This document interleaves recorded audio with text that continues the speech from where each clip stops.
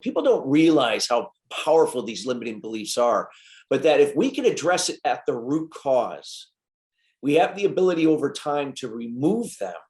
And then from the same place to develop from that clean slate. Welcome to Monday Mornings with Michelle, the new business podcast. Whether you're kicking off your day or kickstarting your business, Michelle is going to kick your ass into next week with the essential fours: strategy, systems, support, and state of mind. Now, welcome to center stage, Michelle Nedelec. Hey there, peeps. This is Michelle Nedelec, and I'm super glad that you're here with us today because I'm here with my most amazing guest, Christopher. Christopher, thank you so much for being here today with us. Michelle, it's a pleasure to be here. Thank you for having me. Awesome. So give everybody the 5,000-foot view of who you are and what you'd love to do. Well, I'm a happily married man to my wife, Maria. I got a 14-year-old son who I'm very active in his life. And I live my passion each and every day as a business executive coach, business advisor, and a professional speaker. So every day I get to work with individuals and businesses of various sizes to help move them forward to whatever that means to them. And I do that all through personal experience and leading by example and being a resource. So it's just everything that plays to my values and a growth mindset as the foundation. Nice. So how did you get into all of that? Well, I mean, I got into the business mindset as a direct reflection of my own transformation over 23 years ago. For the first 30 years of my life, I was a codependent. I struggled 12 years of addiction. And as a result of it, I was operating from someone else's values, operating from a fear-based mindset or a fixed mindset from fear. I didn't really know who I was. And as a result of this, I had an epiphany when my father was diagnosed with cancer at the age of 56. It was roughly about a day and a half before he passed on. It was like he was talking to me, even though he could not talk.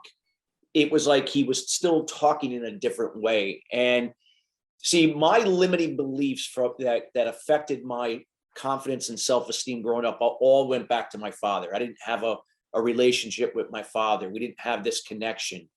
And I found out that, my father, had claimed that I tried to be the best father that I could be. I could only be what I knew. And I did the best that I could. See, I didn't realize it at the time that he had the same thing happen to him from his father. And he was simply repeating the same pattern with me and my brother. Now, it had a negative effect, even more so on my brother than me, but nonetheless, that was the turning point for me that said to myself that I'm going to figure a way to change the way I am.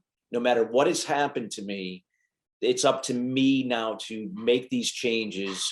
And I didn't know how I was going to go about doing it, but I just knew that was the first time in my life that I took responsibility of taking that on my own and not pointing the finger at everyone else. And so that ended up being the greatest gift in the world that he ever gave me before he passed.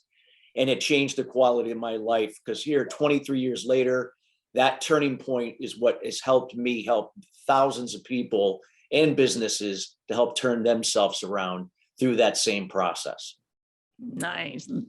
I appreciate the story because it keys into a sense of humanity that all little kids expect their parents to be heroes. And it's like, okay, I'm the center of the universe. You are my protector. You will therefore protect me. It's like, no, your parents are human and they have no clue what to do with you because you are this wonderful little ball of light that showed up and it's acting in really weird ways and they don't know how to deal with it. Exactly. Once we get that little enlightenment, it's like, oh, okay, I got it. It's all good now.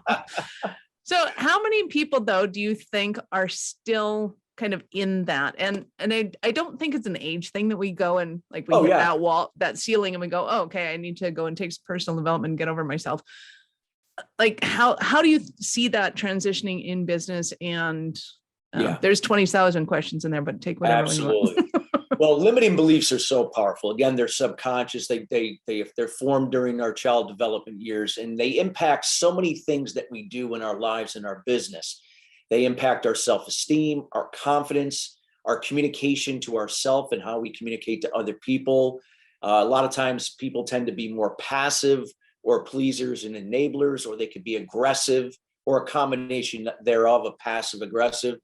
It can lead to negative attitudes, negative emotions, and not taking action, always looking for someone to pick up the pieces or somebody else's fault. And so it has a dramatic impact on decision making, on taking risks and following through, and so on. So people don't realize how powerful these limiting beliefs are, but that if we can address it at the root cause, we have the ability over time to remove them, and then from the same place to develop from that clean slate a different way of thinking, so that we can be, to become, to do, and have different and better results.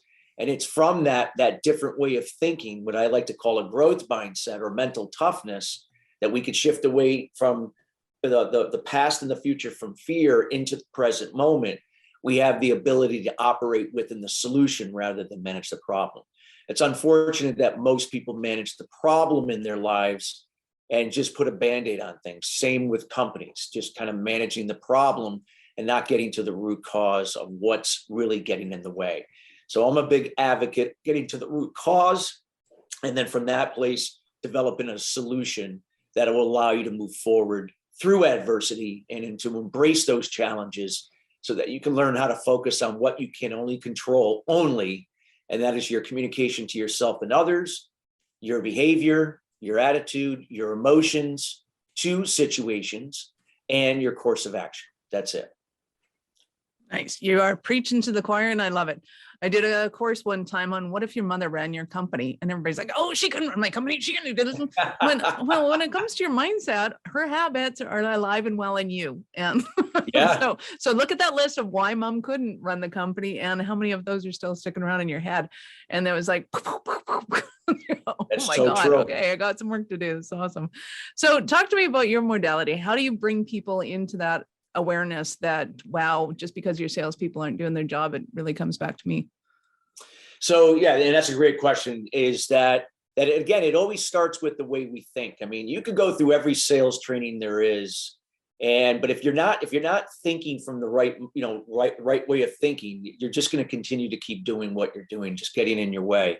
So the key is how are you thinking each and every day? So to change that thinking over time requires discipline and consistency. So it's creating that awareness to let people know, do they have a daily routine that they do?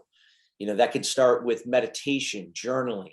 That could be waking up an hour earlier than they usually do, making your bed, working out, reading. It could be a combination thereof, but meditation and journaling are the two cornerstone habits that, when done each and every day, will allow you to get to the root cause of those limiting beliefs over time.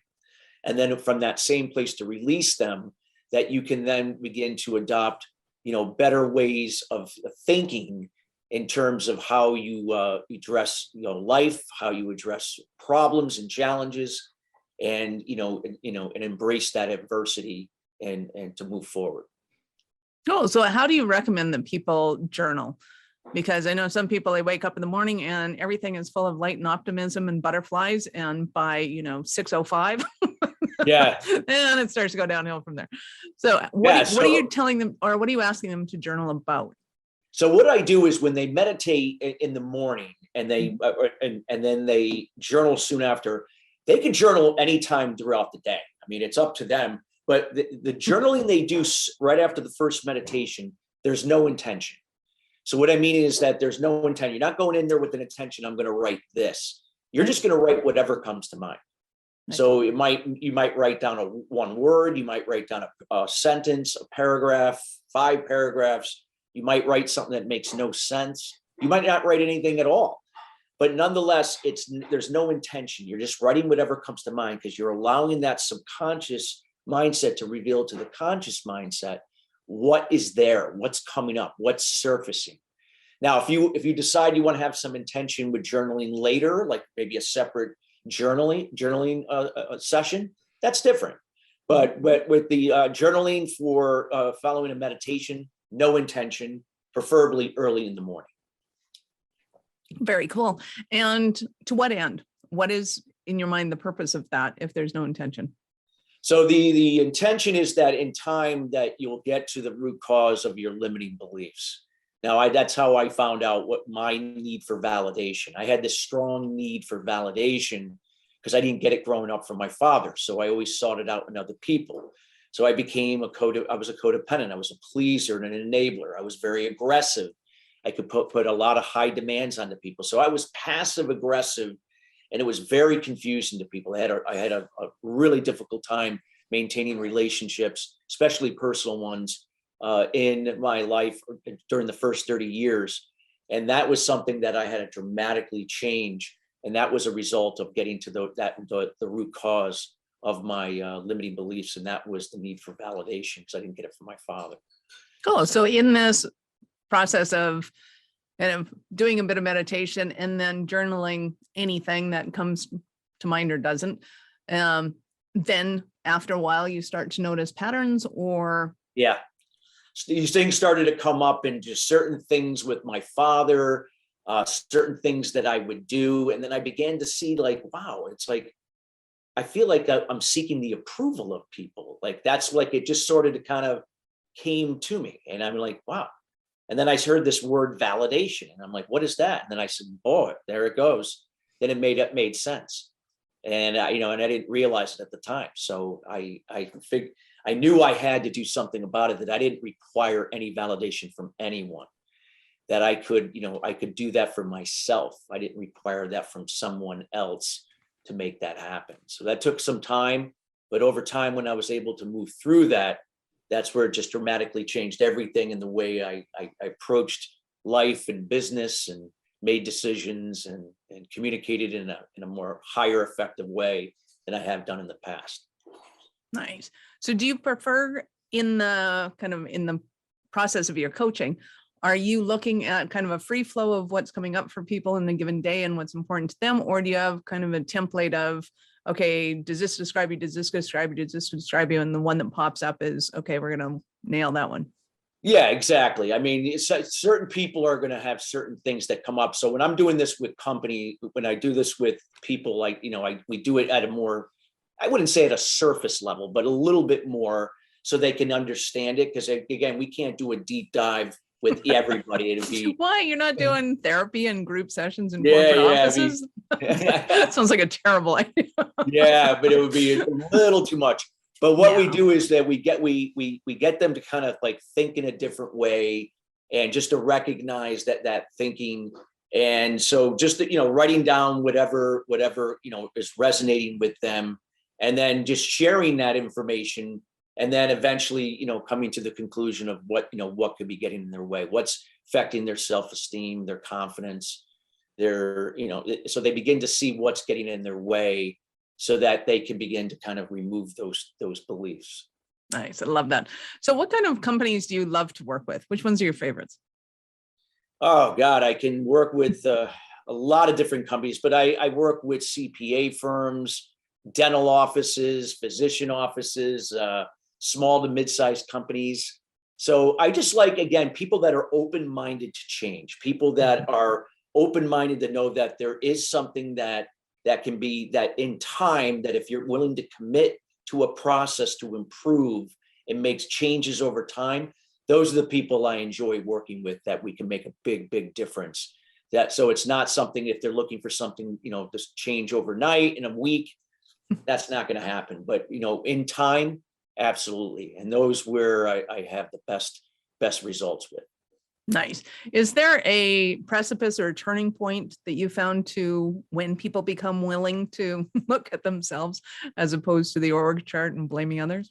Yeah, it really comes down to, I mean, some people never get it. And some people are not willing to do the work, but there are some people that eventually do get it, and they are willing to do that work. And it all comes down to the coaching. I use a lot of questions, and so in accountability, and so I'm just asking them a lot, questions that keep them honest and just keep them on track, to get to keep them engaged in what's really important. Why you started what you started, and let's finish what you started, so that we can start to see those changes over time. To to see those changes in terms of what it can do for your personal business, you as a leader, and helping others to do the same in their roles and duties, and then how that can help, transform the team as well. Nice. So give us an example of one of your Cinderella stories.